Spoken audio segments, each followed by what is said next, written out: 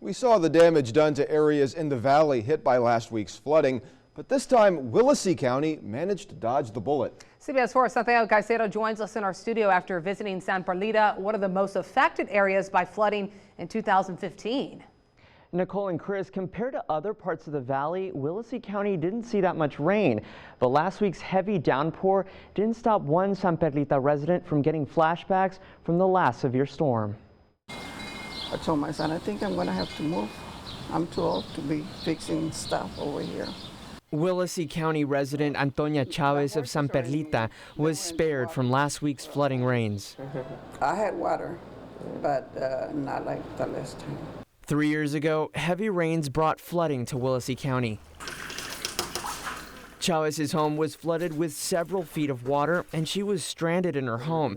This was her son Francisco in November 2015. We didn't hardly sleep through the night trying to pick all the furniture up off the floor so it wouldn't get wet. But with severe flooding in Hidalgo County, Willacy received minimal damage. But fortunately for us, we were spared this time around. Frank Torres with the Willacy County Emergency Management says it had more to do with timing and amount. 3 years ago, Willacy County received 10 to 15 inches of rain in 8 hours. Last week, it received 6 to 8 inches of rain in over 60 hours. That's because Willacy is downstream from Hidalgo County. If it rains hard in Hidalgo County, Willacy receives their rainwater along with their own.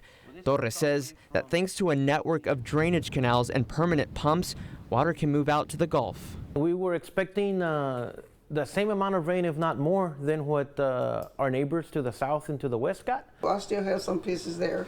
As for Antonia, she's still rebuilding her home with what she can, and last week's flooding put stress on her nonetheless.